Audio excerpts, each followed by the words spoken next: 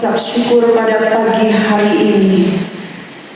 Roh Kudus, Engkau yang berdaulat di tengah kami, sampaikan isi hati Bapa kepada kami dan berbicara kepada kami dengan bahasa yang sangat bisa kami mengerti, dengan bahasa yang pas dengan pikiran manusiawi kami, dengan level iman dan rohani kami masing-masing pagi hari ini. Roh Kudus, kami siapkan hati kami untuk menerima setiap berkat ilahi, makanan rohani kami, daging rohani bagi pertumbuhan iman kami. Kami mengucap syukur dan kami mempersiapkan hati kami, tanah hati kami sebagai tanah hati yang gembur untuk menerima firman. Semua yang siap diberkati oleh firman, semua teriak amin. Puji Tuhan. Bapak Ibu sekalian,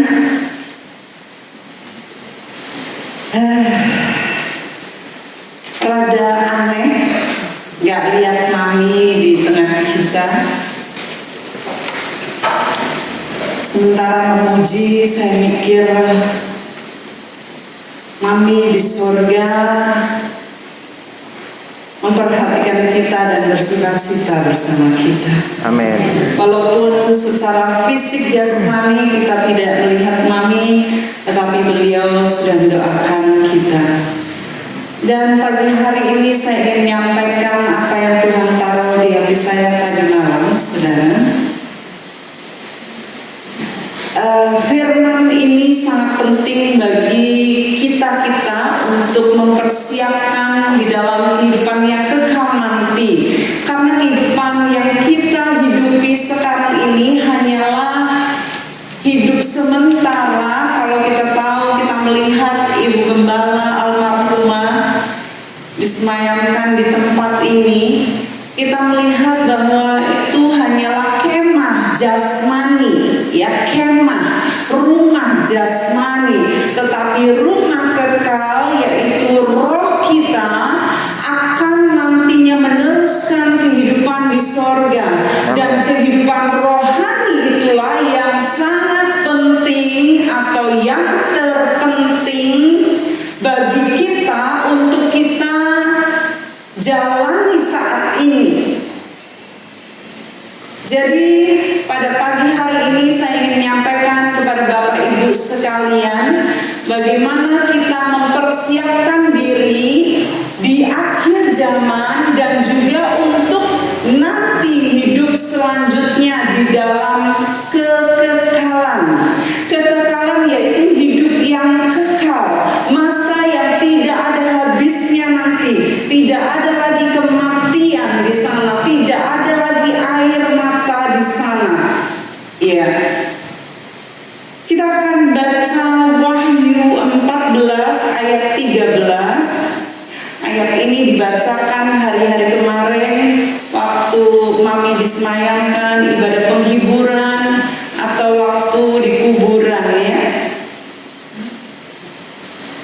Tetapi ayat ini sangat tepat sekali untuk apa yang ingin saya sampaikan dan jelaskan kepada Bapak Ibu sekalian. Apakah sudah dapat ayat-ayatnya? Ya, kalau sudah dapat kita baca bersama. Apa ada di layar? Belum ada, ya. Baiklah, kalau Bapak Ibu sudah dapat ayatnya, kita baca bersama, ya. Wahyu 14 ayat 13. 2, 3. Dan aku mendengar suara dari sorga berkata, tuliskan, berbahagialah orang-orang mati yang mati dalam Tuhan sejak sekarang ini. Sungguh, kata Roh, supaya mereka beroleh istirahat dari jerih lelah mereka, karena segala perbuatan mereka menyertai mereka. Saya ingin menekankan kata jerih lelah mereka akan menyertai mereka. Segala perbuatan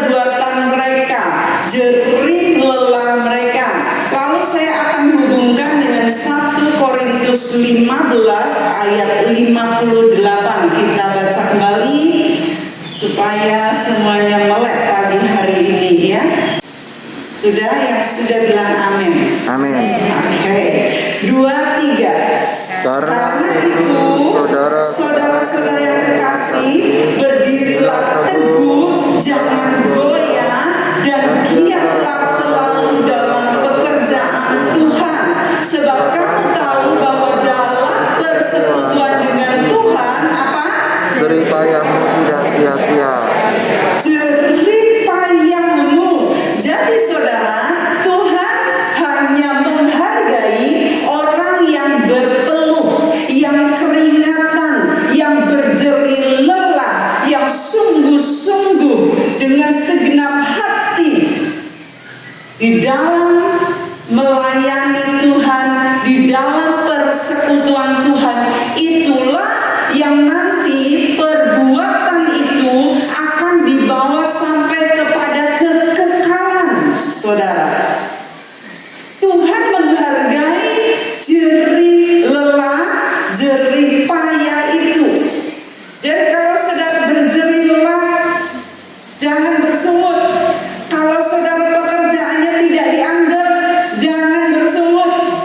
Kalau nggak ada orang yang lihat saudara sudah melakukan pekerjaan Tuhan, saudara sudah memberi banyak, nggak dihargai, jangan bersungut. Karena ada banyak orang-orang di luar sana yang namanya nggak ditulis, nesu, ya, ngambek, yang persembahannya nggak ditulis, ngambek, cari gereja lain dan sebagainya.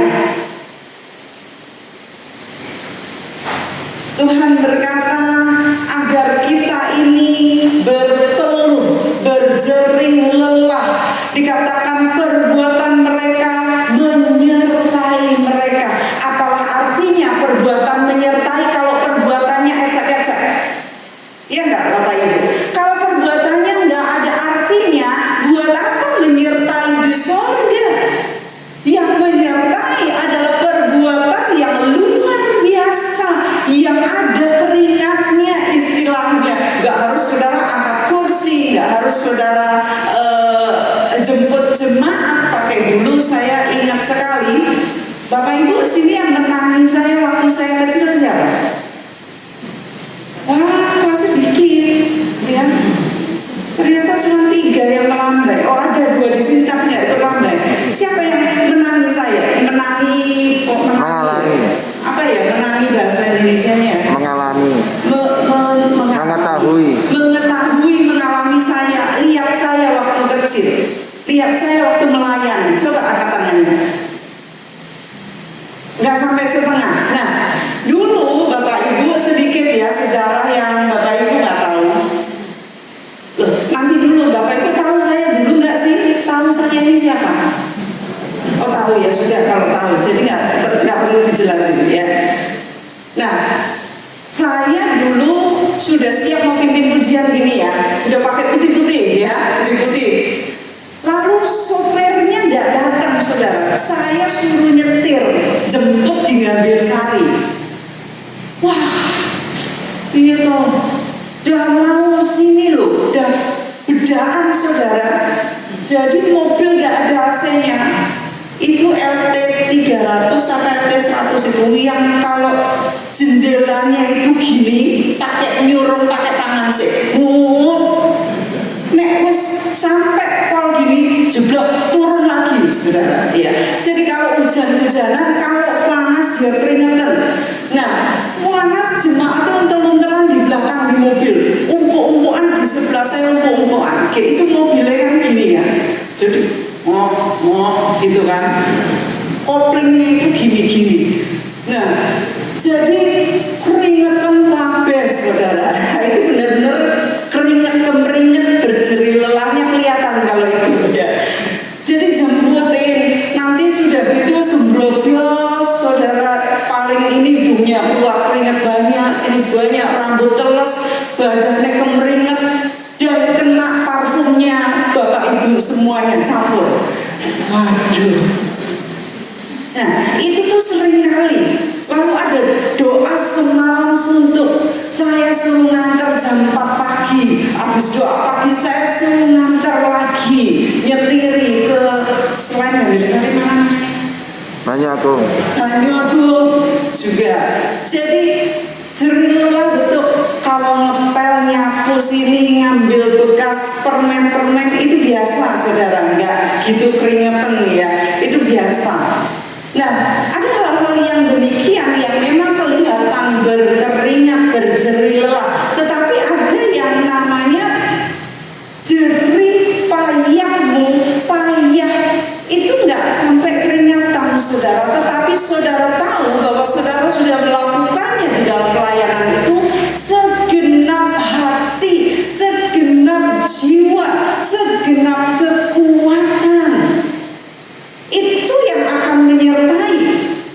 Kalau enggak berjerih lelah, ngapain dibawa ke surga? Ya. Nah, ini ayat, ini kata menurut saya sangat indah untuk dibaca. Perbuatan mereka menyertai mereka. Ya, buat saya ini kata-katanya kok indah sekali ya. Tetapi saya melihat hanya sedikit orang-orang atau anak-anak Tuhan yang menyadarinya bahwa perbuatan mereka itu akan dibawa. Iya, akan dibawa selamanya ke surga. Mereka nggak mikir itu sebabnya. Ya, ke gereja lenggang kampung, nyantai-nyantai, nggak bawa Alkitab, nggak perlu bawa Alkitab, nanti kan dibacakan. Lalu ya rasa terus rapopo, ya mungkin ya. Ada, saya nggak ngomong saudara, tetapi ini secara umum ya. Nggak mandi nggak apa-apa, nggak sikat gigi nggak apa-apa, toh sekarang pakai. Oh, nggak ada yang jawab, berarti saudara tetap sikatan ya, bagus. Nah, jadi banyak orang yang semaunya sendiri mereka datang kepada Tuhan, dan ini firman ini mengatakan jerih lelahmu di dalam pekerjaan Tuhan, persekutuanmu di dalam Tuhan. Itu sebabnya pagi hari ini saya mendorong Bapak Ibu sekalian untuk berjerih lelah, ngoyo untuk Tuhan. Saya dengar dari Pak Dani bahwa ada Bapak Ibu yang dulu nggak tahu sekarang apa masa pandemi apakah masih doa pagi, tetapi dulu itu ada yang sepuh-sepuh doa pagi jam 5 pintu dibuka, jam setengah 5 sudah ditongkrongin di depan sampai diusir-usir, istilahnya ya, nggak diusir beneran, tapi Pak jangan pagi-pagi Bu, jangan pagi-pagi Bu, gerimis tetap datang. Itu namanya jerih lelah luar biasa. Pagi-pagi sudah gedor pintu gereja, Bapak Ibu gembalanya masih tambah setengah jam atau 25 menit supaya tidur lagi, nanti 5 menit kurang baru dibuka, tapi nggak bisa, sudah digedor. Wow, umurnya 80 ke atas, ada yang 90 sampai sekarang, luar biasa. Itu sampai saya saksikan di mana-mana. Menjadi pemacu untuk yang lain supaya berjerih lelah di dalam Tuhan. Karena jerih lelah inilah yang akan dibawa sampai kepada kekekalan. Seandainya saja anak-anak Tuhan mengerti prinsip ini, maka mereka nggak akan mengeluh di dalam melayani Tuhan, nggak akan komplain, nggak akan nesu, nggak akan ngambek, nggak akan ngomong di belakang. Iya saudara, karena apa yang kita lakukan, walaupun itu pelayanan yang sedikit yang nggak kelihatan, tetapi saudara melakukannya dengan segenap hati, maka itu akan dihargai di surga. Ya, nanti akan saya tuntun saudara bagaimana mengerti untuk berjerih lelah. Selain keringat juga keuangan, ada jerih lelah, ada pemberian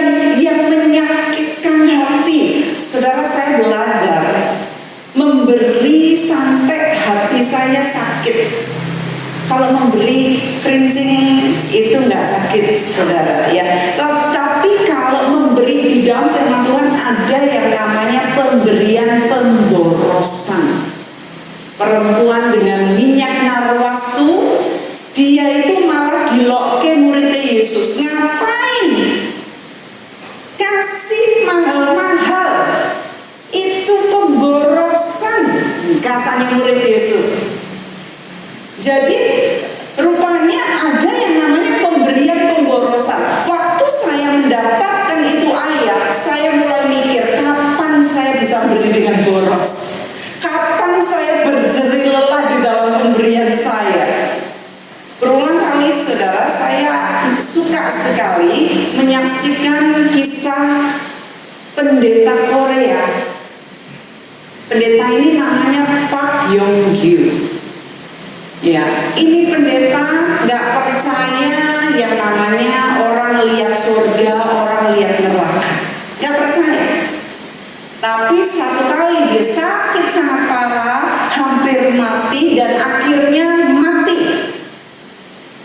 Waktu mati, dia ditemui dengan malaikat, lalu dia lihat-lihat, dia bilang, mana rumah saya? Mana rumah saya? Tunggu dulu, lihat-lihat dulu, jalan-jalan dulu. Enggak, pokoknya saya mau ke rumah saya ingin tahu berkat saya, jerih lelah saya, katanya. Lalu, ya sudah, wah ini rumah kamu bagus amat. Iya, tapi ini bukan rumah kamu. Oke, jalan. Mana kapling saya? Mana area mana? Di mana? Diajak jalan lagi. Waktu diajak sampai ke perumahan yang baru dibangun, saudara, masih jagraknya, ya masih apa itu tiang-tiangnya, tapi tingkat gitu gede, tapi masih jagrak. Lalu malaikat ini tanya, ini kamu tahu ini rumah siapa? Nggak tahu. Kalau rumahku pasti bagus, gede, sudah jadi. Ini rumahmu, katanya. Hah? Mana bisa? Saya ini pendeta jemaat 5.000. Saya sudah membangun panti asuhan, panti yatim piatu. Saya sudah membesarkan sekolah Alkitab, anak-anak sekolah Alkitab jadi pendeta-pendeta. Saya sudah memberi makan ibu-ibu janda-janda miskin dan sebagainya. Ngamuk dia di surga. Lalu dia jalan-jalan, dia lihat ada piagam seperti itu. Piagam itu ditulis, ini pemberian kamu kepada pemulung di jalan yang kedinginan, kamu kasih jaket, tapi nggak dapat sorak-sorai. Oh, ya. Lalu ada piagam lagi 2 sama. Loh, gimana dengan jemaat saya yang gede? Nah itu nggak dihargai karena kamu sombong. Gimana dengan ini dan itu nggak dihargai? Wah, dia bilang kok bisa begini ya? Lalu akhirnya dia jalan lagi, dia dengar malaikat itu pada sorak-sorai. Malaikat bilang gini, bahannya datang. Ini pendeta Pak ini nanya, bahan apa sih? Gitu. Bahan bangunan rumah seseorang. Karena apa? Ternyata di bumi ada anak kecil yang celengannya itu dikasih ke orang miskin, dikasih ke gereja yang membutuhkan, anak kecil, saudara. Nah, uang yang dia berikan ini itu bahan bangunan rumah dia di surga. Makanya ini malaikat-malaikat bilang, bahannya datang lagi. Wow, saudara, waktu saya dengar cerita ini nolong saya untuk saya memberi dengan pemborosan, dengan berkeringat, dengan berjerih lelah, karena itu yang akan membawa bahan bangunan rumah saya kekal di surga. Wow. Nah, saudara, setelah itu akhirnya Tuhan berkata begini, kamu belum waktunya meninggal. di bumi dan kamu lakukan apa yang baik yang kamu lihat di surga. Akhirnya saudara, rohnya balik lagi dan orang itu hidup lagi saudara. Kaget gempar itu rumah sakit. Ya karena orang mati hidup. Waktu dia hidup lagi, dia punya mobil 5 mewah-mewah, mobilnya dikasih ke orang-orang saudara. Dia bilang, saya kasih, saya udah gak punya apa-apa, gak apa-apa. Yang penting saya nanti di surga menikmati apa yang saya berjerih lelahkan selama di bumi. Ini prinsip surga. Prinsip dunia selalu ngumpulin sebanyak-banyaknya. Yang penting saya makmur, yang penting dan doanya Pak Pendeta tolong doain supaya saya diberkati, ya enggak? Pak Pendeta tolonglah usaha saya didoakan, datanglah ke kantor saya, datanglah ke pabrik saya, doakan supaya diberkati. Ada nggak jemaat yang berminta doa, Pak Pendeta tolong saya didoakan supaya saya memberkati? Pak Pendeta pernah nggak? Belum pernah. Gini, tangannya 2. Berarti tidak dan tidak. Betul-betul nggak pernah. Apa ada jemaat yang berkata, tolonglah Pak supaya saya ini punya karunia memberi dengan boros? Ada saudara namanya karunia pemberi, karunia memberi. Ya. Tapi saya menemukan kata boros ini saya senang banget saudara. Akhirnya kalau saya memberi sampai saya sakit nih. Ya, sekarang nggak sakit saudara, dulu sakit. Tapi sekarang saya sudah senang saudara. Karena apa itu akan saya bawa. Kayak kita baca Wahyu 16 ayat 15. Kita baca bersama-sama 2-3. Lihatlah aku datang seperti pencuri. Berbahagialah dia yang berjaga-jaga dan yang memperhatikan pakaiannya supaya ia jangan berjalan dengan telanjang dan jangan kelihatan kemaluannya. Loh ini ngomong apa toh? Kok Alkitab ngomong telanjang jalan-jalan kelihatan kemaluan? Tentu ada artinya. Saudara baca Wahyu 19 ayat 8. Wahyu 19 ayat 8. Sudah ketemu? Oke. 2, 3. Dan kepadanya dikaruniakan supaya memakai kain lenan halus yang berkilau-kilauan dan yang putih bersih.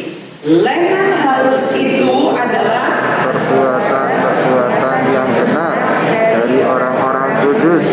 Yes, perbuatan yang benar dari orang-orang kudus. Jadi bicara mengenai pakai pakaian gak telanjang, artinya adalah memakai perbuatan benar, perbuatan benar dan kudus dari orang-orang yang kudus, saudara ya. Jadi kita belajar bahwa hari-hari kita harus mikirin nanti kita kehidupan kekal kita bagaimana.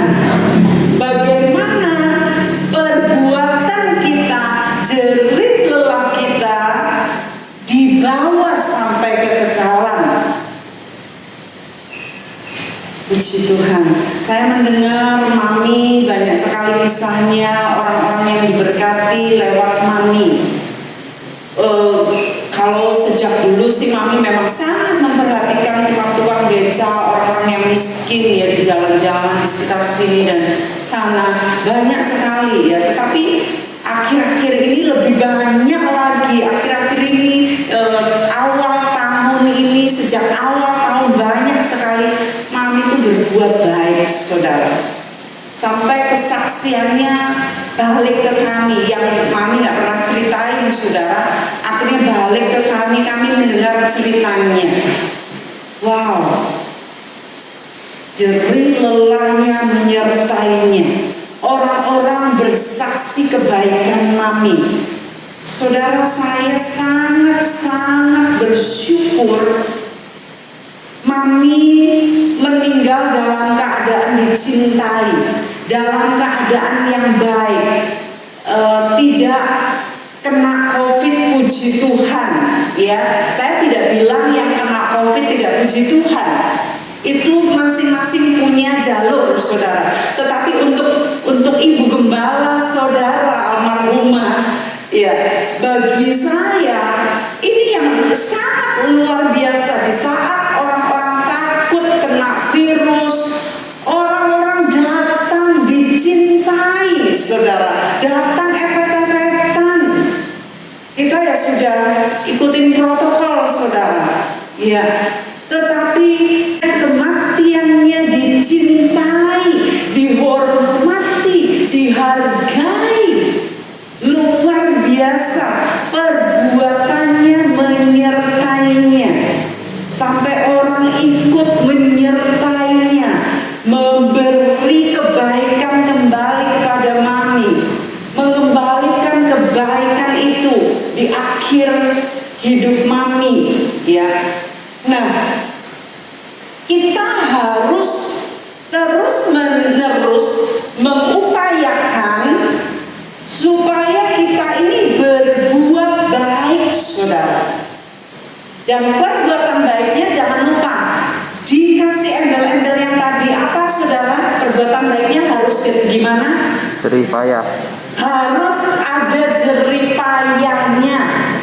Jangan lupa, tidak hanya baik, tetapi ada jerih lelah.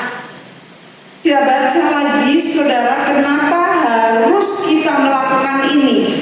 Karena firman Tuhan ini sangat-sangat detail. 1 Petrus 4 ayat 17. Kita akan membaca 2, 3. Karena sekarang telah tiba saatnya penghakiman dimulai, dan pada rumah Allah sendiri yang harus pertama-tama dihakimi. Dan jika penghakiman itu dimulai pada kita, bagaimanakah kesudahannya dengan mereka yang tidak percaya pada Injil Allah? Berikutnya 18. Dan jika orang benar hampir-hampir orang benar hampir-hampir gak selamat loh, saudara. Apakah yang akan terjadi dengan orang fasik dan orang berdosa?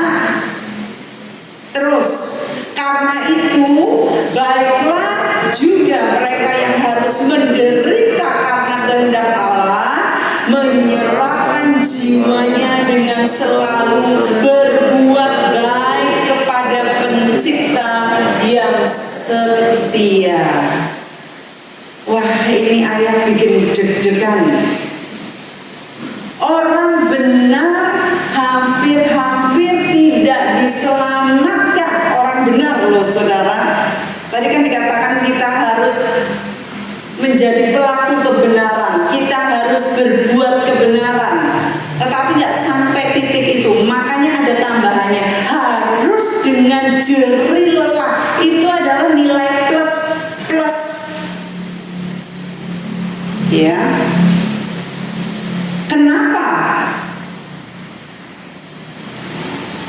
Kenapa kira-kira orang-orang benar ini malah hampir-hampir tidak diselamatkan? Ada jawabannya sebelumnya, yaitu ayat 15 dan 16. 15 dan 16. Kita baca, janganlah ada di antara kamu yang harus menderita sebagai pembunuh dan pencuri atau penjahat atau pengacau. Tetapi jika ia menderita sebagai orang Kristen, maka janganlah ia malu, melainkan hendaklah ia memuliakan Allah dalam nama Kristus itu. Jadi sebagai orang Kristen, saudara, kita harus berbeda dengan orang dunia. Kita menjauhi kejahatan. Kita harus menjauhi hal-hal yang daging, yang seperti orang dunia. Tetapi kita ini jikalau harus menderita, nah saya hubungkan penderitaan ini dengan berbuat baik sampai berjeri lelah. Ya, kalau kita sampai harus berjeri lelah sedemikian rupa, sampai kita harus menderita karena perbuatan baik kita, ini yang menyelamatkan kita, saudara.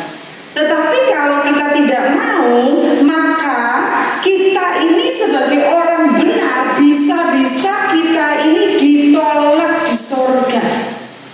Ingat kisah tadi pendeta Korea, pendeta Pak. Yang kurang apa? Diberkati. Gerejanya jemaatnya 5.000. Diberkati tanda kutip. Mobil mewahnya 5. Diberkati karena dia punya bangunan ini dan itu untuk anak-anak miskin, janda yatim piatu, pendeta-pendeta, sekolah Alkitab dan sebagainya. Kurangnya apa? Tapi rumahnya masih jagragel, saudara. Iya. Nah, kan dikatakan tadi hampir-hampir orang benar tidak diselamatkan. Kenapa sih kok susah buat orang Kristen masuk surga? Kenapa? Kita baca, kenapa banyak orang yang sulit masuk surga. Matius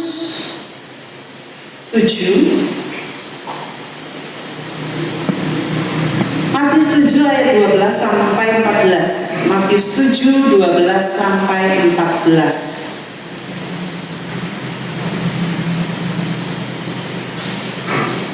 Ya, siap. Sebagian yang kamu kehendaki supaya orang berbuat kepadamu.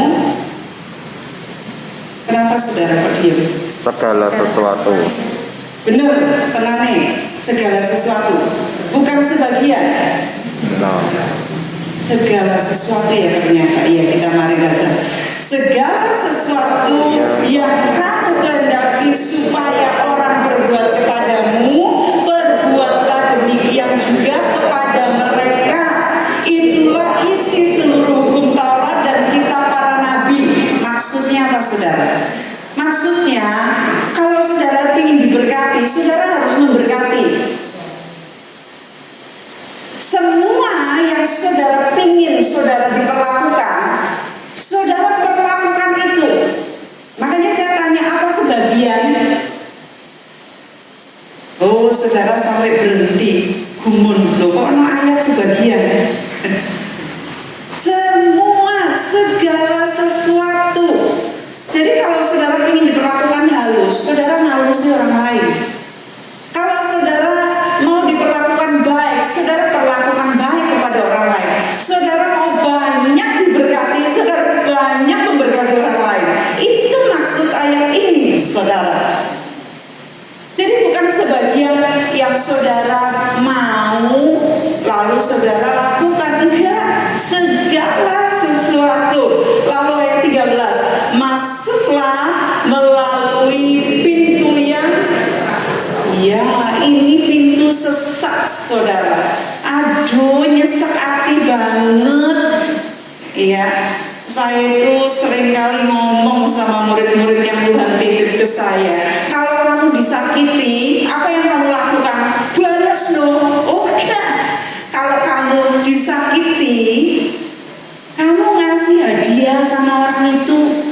Wah enak, ini dikasih hadiah. Tapi itu yang firman Tuhan katakan. Saudara kan kita nggak pernah ngerti kita nyakitin orang seperti apa.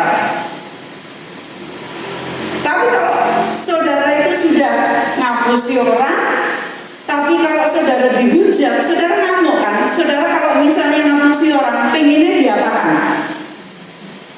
Diapakan saudara? Di penjara? Kalau saudara ngambil uangnya orang terus ketahuan, kalau korupsi ketahuan, saudara pengennya diapakan? Kalau saudara loh, jangan ngomong pejabat itu, jangan. Kalau saudara pengennya diapakan? Masukin penjara enggak? Enggak. Pengennya diapakan? Diampuni. Iya. Kalau saudara pengen diampuni, kalau ada orang yang salah sama saudara, saudara juga harus mengampuni. Ini maksudnya ayat ini. Jadi masuklah melalui pintu yang sesak itu, karena lebarlah jalan, ya, lebarlah pintu, luaslah jalan yang menuju kepada kebinasaan, dan banyak orang yang melaluinya. Tapi yang melalui pintu sesak itu hanya sedikit. Itu sebabnya saya katakan bahwa kok gak banyak orang masuk surga. Orang benar hampir tidak diselamatkan. Bagaimana dengan orang yang gak benar? Bagaimana dengan orang fasik dan berdosa? Itu sebabnya kita belajar melewati pintu yang sempit ini. 14 dikatakan, karena sesaklah pintu dan sempitlah jalan yang menuju kepada kehidupan, dan sedikit orang yang mendapatinya. Sedikit, saudara.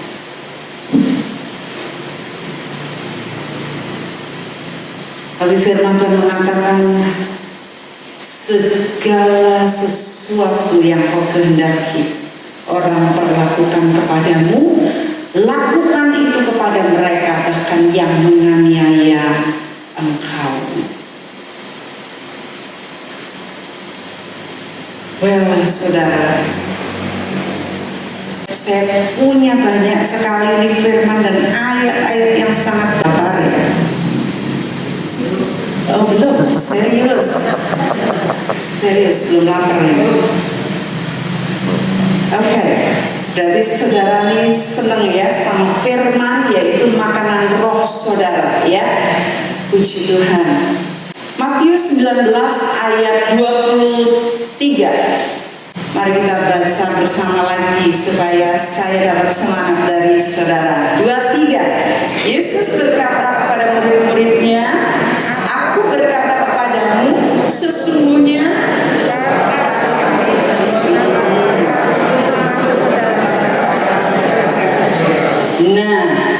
Yesus itu ngomong sak tenan-tenane, sesungguhnya sukar sekali bagi seorang kaya untuk masuk ke dalam kerajaan surga.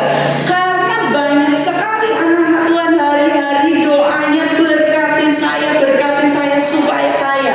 Tetapi waktu kaya sulit, perpuluhan bersih atau kotor, neto, bruto atau bruno atau bruto, hitungannya jelima.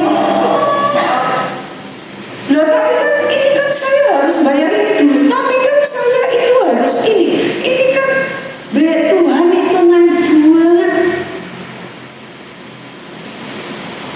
Kenapa kira-kira?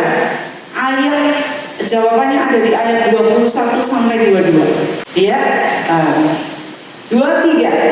Kata Yesus kepadanya, jikalau engkau hendak sempurna, pergilah, jualah segala milikmu dan berikanlah itu kepada orang-orang miskin, maka engkau akan beroleh harta di surga. Kemudian datanglah kemari dan ikutlah aku. Ayat berikutnya, ketika orang muda itu mendengar perkataan itu, sebab banyak hartanya. Nah,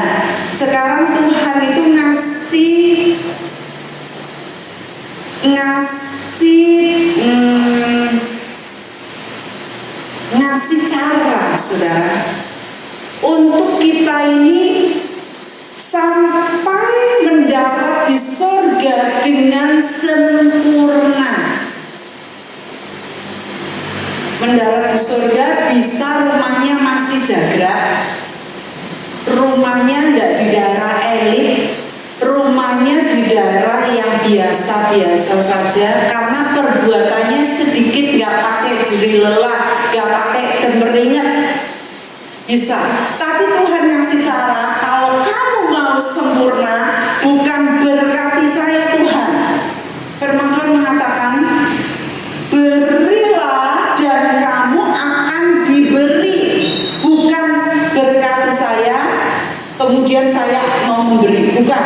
Prinsip firman Tuhan bukan begitu, saudara.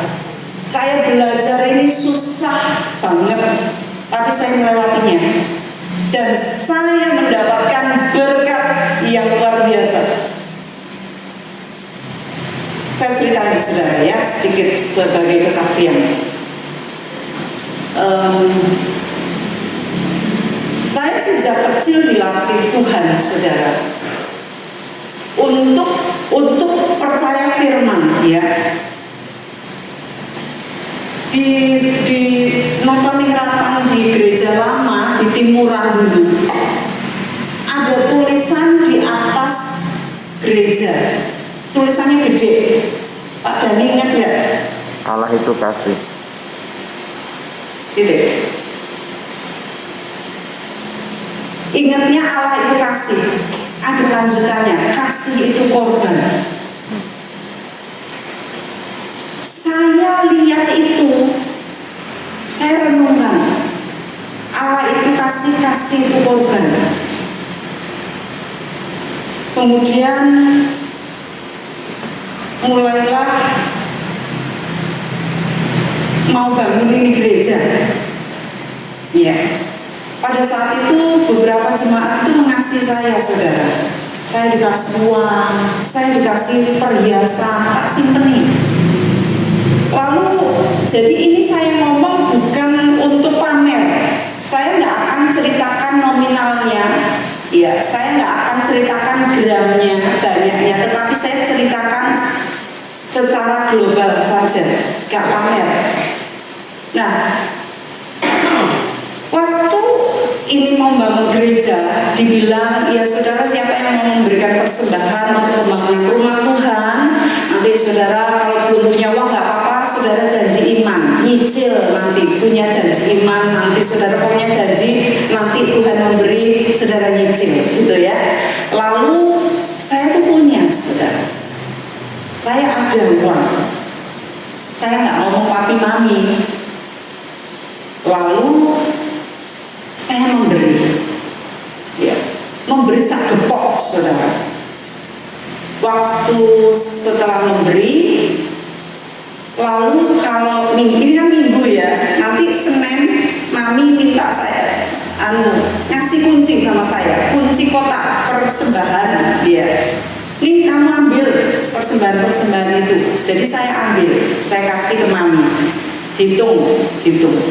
Mam, ada yang segini, ada yang segini. Lalu yang gede dari saya, mami ngomong, oh kui om anu yang kaya di gereja itu. Mami pikir, sampai sekarang pun mami nggak tahu, baru ini sekarang mami tahu. Ya, mami sekarang di surga baru tahu. Oh ini segini anakku. Jadi pemberian gelondong itu mami pikir orang kaya yang di gereja. Ternyata saya tahu itu arti Allah itu kasih itu korban. Sejak kecil saya sudah memberi dengan pemberian pemborosan. Saya waktu itu ingat saya punya gelang emas bagus banget, dikasih oleh jemaat. Saya cemplungkan lagi. Mami juga mikir itu ibu tante siapa gitu. Ada anak EDW, saudara. Saya yang hitung, saya ngomong mami, mam ini sekian, mam ada emas sekian, ada. Mami, oh kayak tante iki, oh kayak om kui. Ya, perjalanan kehidupan saya korban, saudara. Saya tahu itu artinya. Dan saudara, saya sangat diberkati Tuhan. Saya sangat diberkati Tuhan. Saya nggak ngomong Tuhan berkati saya, enggak, saudara. Tuhan, saya mau memberi apa lagi? Kapan lagi saya mau memberi? Kapan Tuhan minta untuk siapa? Terus saudara, saya menanti Tuhan. Kapan nih Tuhan?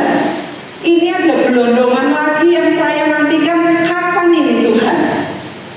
Wah, senang banget sekarang. Itu sudah melewati bertahun-tahun ini aja belum dibangun dulu.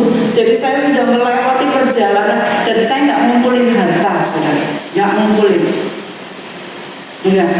Kalau ada kebutuhan, saya punya emas berlian, saya kasih. Saya punya beberapa set berlian dikasih orang, tak kasih pekerjaan Tuhan. Pakai yang biasa lagi, pakai imitasi, diberkati lagi. Saudara, kalau nandur biji jagung keluar duren enggak? Kalau duren keluar singkong enggak? Tuhan enggak pernah ingkar janji. Kalau saudara nabur biji jagung satu, keluar berapa saudara? Banyak. Ya, itu namanya jerih lelah. Saya berjerih lelah dan saya bersyukur itu. Karena firman Tuhan mengatakan, kalau kamu mau sempurna, jual semua. Ini gak gampang, saudara. Ini sulit dimengerti. Gimana caranya jual semua? Itu latihan, saudara. Latihan. Iya. Oke, Matius 25 ayat 3. Matius 25 ayat 3 dan 4. Siap, baca bersama. 2, 3. Gadis-gadis yang bodoh itu membawa pelitanya, tetapi tidak membawa minyak. Sedangkan gadis-gadis yang bijaksana itu membawa pelitanya dan juga minyak dalam buli-buli mereka. Nah, perbedaan antara bodoh dan bijak itu perbedaannya di mana? Bawa minyak. Ya, minyak itu apa? Minyak di sini ternyata harus dibeli, saudara. Ya. Ayat 10 dan 11 dan 12. 25, Matius 25, 10 dan sampai 12. Akan tetapi waktu mereka sedang pergi untuk membelinya, datanglah mempelai itu, dan mereka yang telah siap sedia masuk bersama-sama dengan dia ke ruang perjamuan kawin, lalu pintu ditutup grep. Kemudian datanglah juga gadis-gadis yang lain itu dan berkata, "Tuan, Tuan, bukakanlah kami pintu." Tetapi ia menjawab, "Aku berkata kepadamu, sesungguhnya aku tidak mengenal kamu." Ouch. Loh, ini tuh gadis-gadis ini menanti kedatangan Tuhan. Baju mereka sudah putih. Kan tadi awal kita bicara mengenai baju putih. Baju putih ya itu apa, Bapak Ibu masih ingat ya? Jadi baju putih itu adalah perbuatan kebenaran. Lalu saya ngomong tentang kesempurnaan, saya ngomong tentang jerih lelah, saya ngomong tentang pemborosan. Ini prinsip-prinsip firman Tuhan yang sulit, saudara. Bukan untuk Kristen baik, tetapi saya mau kasih saudara cara masuk surga, mendarat di surga dengan sempurna. Mereka ini gadis-gadis yang 5 yang ditolak masuk surga sudah pakai putih, tetapi minyaknya nggak cukup. Lalu minyak itu apa? Minyak itu ternyata harus dibeli saudara, dengan uang, beneran dengan uang. Banyak orang berpikir minyak itu Roh Kudus. Roh Kudus kan nggak bisa dibeli dengan uang. Yang bisa dibeli dengan uang itu apa? Perbuatan baik, saudara. Jadi saudara kalau berbuat baik kan saudara harus mengeluarkan uang. Itu yang membuat minyak saudara, hidup saudara menyala. Ya. Nah, harus boros minyaknya. Ya. Saudara ingat ya, saya nggak bacain lagi firmannya, tetapi saudara saya ingatkan firman yang tentang orang-orang yang diberi uang, yang diberi talenta, yang diberi minat, ya. Lalu yang satu digandakan jadi, yang satu dikasih 10 jadi 10, yang 5 jadi 5, yang 2 jadi 2. Tapi yang satu dia bilang, "Moh, aku cuma dikasih 1," gitu ya. Lalu Tuhan berkata begini, seharusnya kalau kamu itu nggak mau kerja, uang itu dititipkan aja sama orang yang bisa menggandakan. Saya kasih cerita lagi, saudara. Suatu hari ada ibu pendeta datang ke saya. Ibu pendeta ini dia bilang, "Mek, aku punya uang 100 juta, aku titip kamu ya. Kamu nanti gimana Tuhan ini gerakan kamu untuk orang-orang yang miskin. Itu uangku dewe loh, Mek," katanya. Oh iya Bu, saya tuh kagum sekali. Wah, ini yang namanya nitip orang untuk dijalankan uangnya. Saya bilang, "Bu, pengeluarannya saya tulis rapi." Nggak usah, aku percaya sama kamu, Mek." "Enggak Bu, saya nggak mau, pokoknya saya tulis ini pengeluaran untuk ini. Ada yang butuh Alkitab bahasa daerah tertentu, ada yang butuh ini, ada yang butuh transportasi untuk orang-orang miskin dan sebagainya." Saya total. Terus mimpi saya, saudara, saya pingin ya Tuhan seperti itu. Kok kagum aku. Saya doa sama Tuhan, saya ngumpulin, saudara, ngumpulin. Wah, satu kali saya nanya Tuhan kapan saya dapat kesempatan, saudara, seperti ibu ini, saya menitipkan talenta dan minat itu. Ternyata yang saya sudah kumpulkan, yang saya beri lebih dari ibu itu. Dan saya senang banget. Saya bilang, waktu saya titipkan kepada hamba Tuhan, saya bilang, "Tolong hamba Tuhan, ini untuk orang-orang yang dibutuhkan, orang yang miskin, yang membutuhkan." Kalau saudara nggak tahu bagaimana caranya untuk membeli minyak, dititipkan, ya.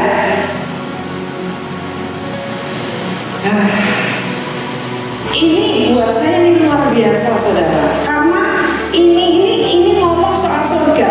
Kalau di dunia titipnya di bank supaya dapat bunga. Saya satu kali ditawarin teman saya, "Mek, ini loh ada bank yang memberikan bunga sekian sampai setahun, kemudian tiap berapa bulan, 2 bulan ada undian dapat mobil Mercedes." Saya tanya, "Berapa uang investasinya yang dimasukin ke bank?" 25 juta atau apa gitu. Lalu dapatnya berapa 1 tahunnya? Dapatnya itu berapa gitu loh, saudara, 850.000 apa. Saya bilang, "Walah, aku punya bank yang kalau aku nitipin 25 juta, aku dapat 75 juta. Endi?" katanya. "Loh tenang." Gimana, saudara?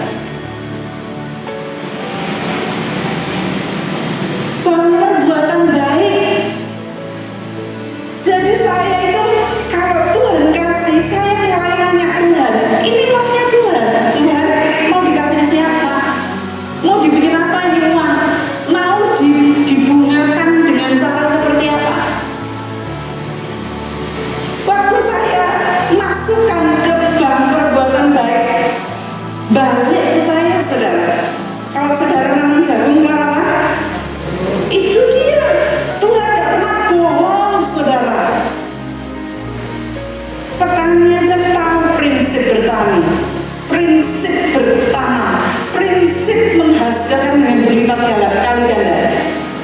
Kita kalau percaya firman Tuhan, Tuhan akan berkati kita. Ini perempuan-perempuan yang dikatakan gadis-gadis yang bodoh, mereka sudah siap baju putih, mereka sudah siap menanti kedatangan Tuhan. Saudara harus menanti ya. Hari-hari ini saudara harus menanti kedatangan Tuhan. Dan saat saudara menanti, jangan lupa beli minyak. Beli minyaknya caranya gimana saudara? Saya minta jawaban saudara. Perbuatan baik yang seperti apa? Seperti apa? Ayo bengok saudara, saya ingin saudara nangkep enggak ini firman saya. Memberi, dengan memberinya gimana? Dengan gimana? Apa? Coba dibuka masternya ngomongnya supaya saya dengar. Memberi dengan jerih payah, bagus sekali. Jerih payahnya contohnya bagaimana? Gimana jerih payah yang gimana? Ya, boros. Ya, Tuhan saudara, sebenarnya banyak saya ingin cerita tapi nanti kapan-kapan ya saudara. Tapi untuk pagi hari ini firman yang ingin saya sampaikan, firman yang sesak, pintu yang sempit, tidak mudah, tidak lebar jalannya, tidak untuk semua orang, tetapi firman Tuhan mengatakan hanya sedikit orang benar yang diselamatkan. Ya, itu sebabnya saudara kita berbondong-bondong untuk mempersiapkan kelangsungan hidup kita selama-lamanya di surga. Kita membawa perbuatan baik kita di bumi. Tuhan Yesus memberkati. Saya mengasihi Bapak Ibu Saudara semua. Terima kasih untuk pelayanan, cinta kasih Bapak Ibu kepada keluarga Pendeta Benika Woso dengan almarhumah Ibu Pendeta, dan juga kepada Pendeta Dani dengan Ibu Dewi sekeluarga untuk pelayanan, kasih saudara, kesetiaan. Semua kami sampai sekarang ada seperti ini karena Bapak Ibu semua. Itu sebabnya hormat saya buat Bapak Ibu semua, kasih saya dan doa-doa saya buat Bapak Ibu semuanya, dan jangan lupa doakan kami. Tuhan Yesus memberkati.